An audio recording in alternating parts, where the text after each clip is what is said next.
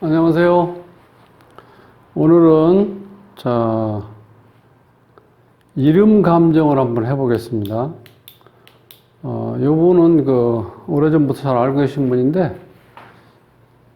이제 나이 드셔가지고 또 심심하니까 일이 잘 안 풀린다 그러는데, 그래서 한번 이름 감정을 해달라고 그래서, 한번 해보자고요. 사주가 정유년, 을사월, 병신일, 괴사시에 태어난 분인데, 여기에서 흐름을 보시면은, 지금 목이 하나 있죠? 화가 하나, 둘, 셋, 네 개 있고, 여기 지금 수가 없어요, 수. 그 다음에 금이 두 개, 수가 하나. 지금 여기에 토가 빠졌죠? 토. 그러니까 토는 우리가 이제 오행을 기의 흐름이니까 어떤 한 글자가 완전히 빠져버리면요. 기가 중간에 우리가 원활하게 흐르지 못하고 잠깐 정체된다고 보시면 돼요. 그러니까 우리가 피가 흐르다가 어느 순간에 어느 한 장소에서 멈춘다고 생각하시면 돼요. 그래서 사주나 이름에서도 없는 오행이 들어오면 운에서 들어오던 그 다음에 1차적으로 우리가 이렇게 이름에서 이렇게 보완을 하던 일단 집어넣어주면 기운이 잘 흘러간다고 보시면 그렇게 하시면 됩니다. 그래서 여기 이제 토가 일단 필요해요. 토. 그 다음에 이 사주의 특징은 지금 화가 지금 엄청 강하죠. 그 다음에 인성이 하나 있고, 비관급제가 하나, 둘, 셋, 넷.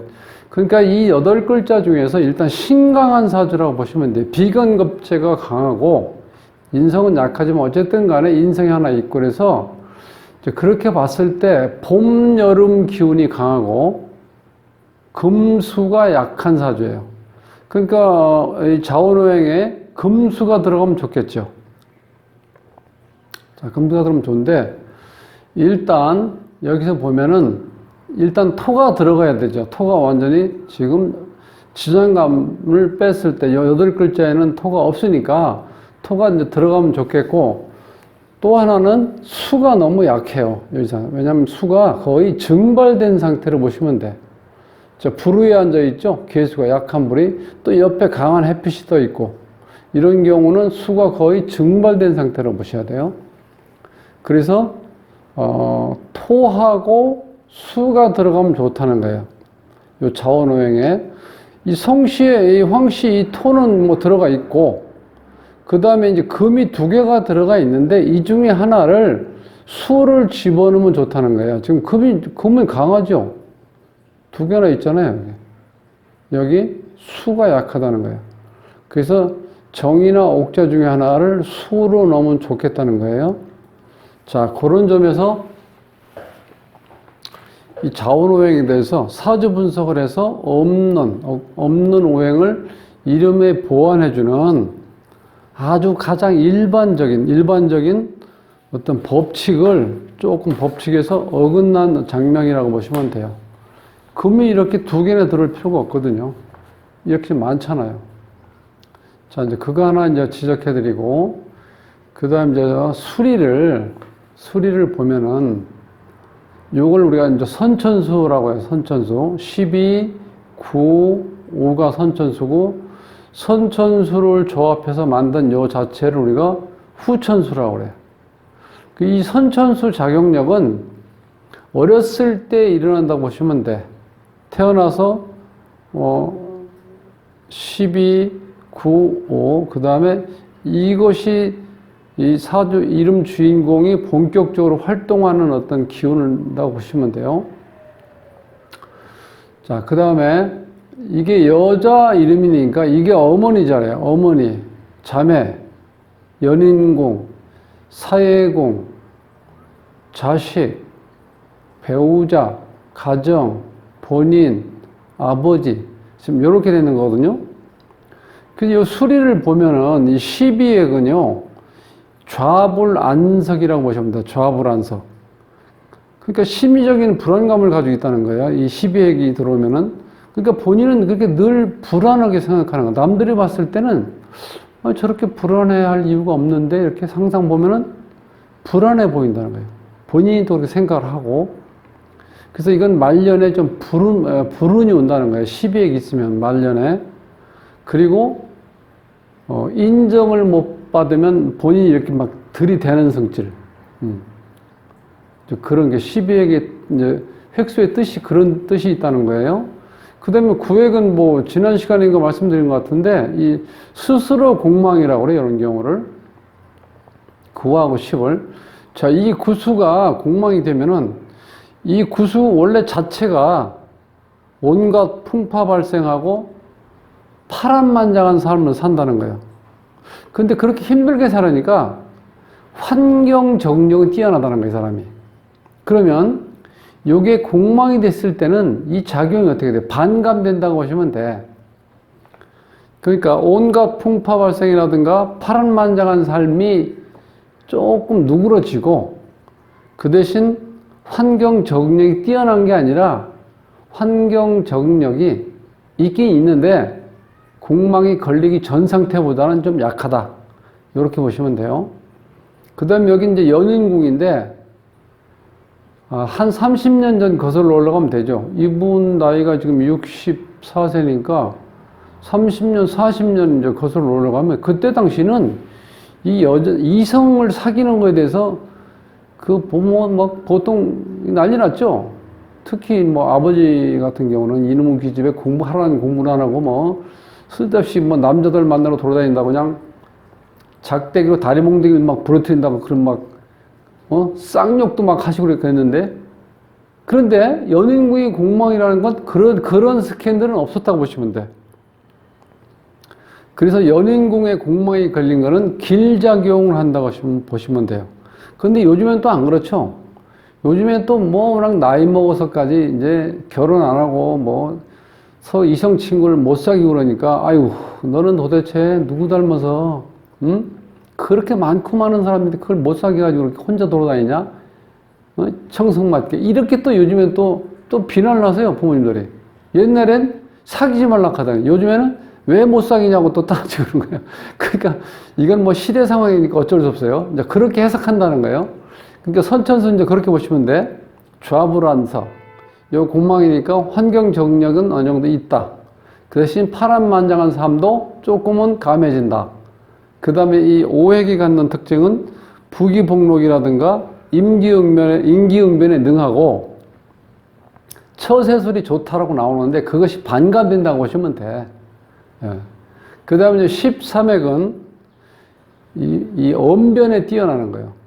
화술이 좋고 상대편 설득하는 능력이 있고 그 다음에 달변가고 또 사람을 이렇게 잘 조련한다는 거. 그러니까 스포츠 쪽에서 코치라고 보시면 돼. 그런 역할을 하면 잘한다. 요 13핵이.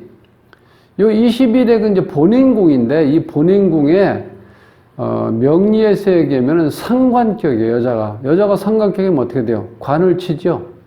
그러니까 어떤 상황이 일어나요? 극부수야, 극부수. 즉, 남편을 극하는 거예요. 그래서 이게 준과부수도 되고, 극부수도 된다는 거예요. 근데 21수에 갖는 특징이 아주 긍정적인 특징은 뭐냐면은, 체면과 신용을 생명처럼 여긴다는 거예요.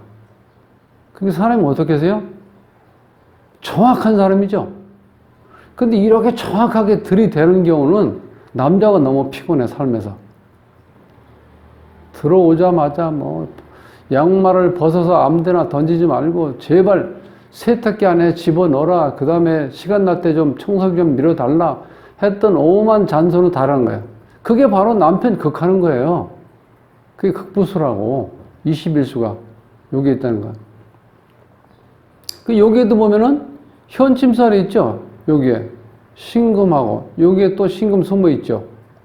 그런 식으로 그런 경향이 있다는 거예요. 여기. 그러니까 사람들이 대부분에 보면요, 사주의 특징이 이름에 그대로 연결되어 있다는 거예요. 이름에서 사주에서 부족한 부분을 채워주는 게 아니고 여기에 있는 약점이 그대로 이름에 약점이 따라가 있더라는 거야. 이건 정말 저도 아직까지 규명은 못하고 있어요. 그런데 그렇게 나타나요. 그 다음 이제 가정궁에 그 여자가 극부수가 있고 준과부수니까 어떻게 돼요? 이 가정궁이 원만하지가 않죠. 그러니까 여기 딱 궁만 걸렸잖아요. 14회 여기도 보면. 그 머리는 좋은데 이거 안목이 짧다는 거예요. 그러니까 멀리 보는 천리안, 선견지명이 없다. 그렇게 보시면 돼. 부모 곁을 일찍 떠난다.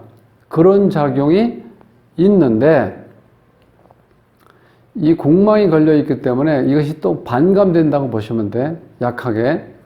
그 다음 이제 17핵을 보면은 이게 신경예민입니다. 이거. 신경예민. 신경예민이라는 건 현침자라고 비슷한 작용을 하는, 요거랑 거의 비슷한 작용을 하는 거예요. 따지고 파고든다든가, 뭐, 남 밑에 또 못 있는 거. 이 사람은 직장 생활한 적 한 번도 없대요. 항상 지금까지 자기 일만 해온 사람이래요. 그러니까 남의 밑에 못 있는다. 17핵은. 깐깐해서 뭔가 타협이 잘 안 된다. 17핵이 갖는 특징. 그 다음 26핵은 이건 육친덕이 없다고 보시면 돼. 육친덕. 육친이라는 게 부모, 형제, 배우자, 자식, 조모까지, 조부모까지 이제 들어가면은 조부모, 부모, 형제, 배우자, 자식의 덕이 없다. 이렇게 보시면 되고, 어떤 파란 풍파, 흙바람을 일으킨다. 나이 먹어서 혹은 어느 정도 젊었을 때도 가능하겠지만 대체적으로 나이 먹어서 죽는 모습이 안 좋다 이렇게 나와요. 끔찍한 소리죠. 치매 걸려서 대소변 못 가리는 경우 혹은 교통사고 나서 갑자기 도로에서 즉사하는 경우 하여튼 여러 가지 하여튼 죽는 모습이 안 좋다는 거예요. 우리가 원만하게 자연사를 못하고 급사한다는 경우, 급사. 그러니까 안 좋은 술이지, 26수가. 안 좋은 게 많이 들어가 있죠. 공망이 이것도 안 좋고. 그 다음에 극부수 들어가 있는 게 안 좋고. 그 다음에 6핵은 이제 사회생활을 하는데 작용되는 이제 획수인데, 6핵은 하늘과 땅의 이치를 터득한 삶이라고 해서 어떻게 보면 세상을 이렇게 달관하는 어떤 그런 좋은 뜻이죠, 6핵은. 그래서 이 6핵이 있는 분들이 사회생활을 대체적으로 잘해요. 본인이 뭘 한다고 그러면 6핵은요, 창업보다는 집에서 선대에서 내려오는 어떤 유업을, 선대부터 하던 일을 계승 발전하는 일이라든가, 혹은 친구라든가 선배라든가 어떤 후배를 통해서라든가 누군가가 뭘 하고 있었는데 그것을 내가 인수인계 받아서 하는 게 훨씬 더 유리하다는 거예요. 창업보다는. 왜냐하면 육획이 갖는 특징이 이렇게 박력 있게 어떤 위험을 무릅쓰고 뭘 시작하고 그런 건 잘 안 된다는 거예요. 왜냐하면 하늘과 땅의 이치를 터득한 사람인데 그런 걸 무리수를 안 두죠. 그러니까 뭘 내가 창업한다는 건 어렵다는 거예요. 그러니까 뭔가 어느 정도 자리가 잡힌 상태에서 내가 인수인계 받아서 하는 일은 잘 될 수 있다. 이제 그렇게 본다는 거예요. 그러니까 오늘 저 이름 감정에서 이런 게 아쉽다는 거예요. 자원오행. 여기서 두 개 다 자원오행이 금으로 되어 있는데 토가 하나 정도로 바뀌었으면 좋을 것 같았고, 또 한 가지는 이 가정궁에 공망이 걸렸다는 건 가정이 원만하지 않다는 뜻이잖아요. 이거 연결되는 거죠. 21수하고. 극부수. 남편을 극한다. 준과부수.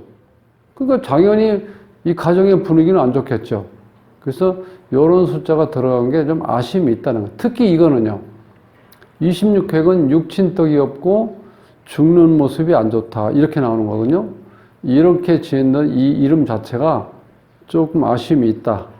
자, 이거를 이제 지적해드리고, 앞으로 그러니까 이름을 이렇게 감정해 보시고, 자원오행에 사주에서 없는 오행, 즉 사주의 용신이 여기에 들어가면 좋다는 거예요. 그 다음에 이 수리는 후천수에서는 선천수 조합으로 이루어진 이 후천수에서는 공망이라든가 흉수가 들어가지 않게 짓는 게 좋은 장면하는 방법입니다. 예. 자, 오늘 이것으로서 이제 이런 감정을 마치겠습니다. 오늘 또 공부하시느라고 수고하셨습니다. 다음 시간에 뵙겠습니다.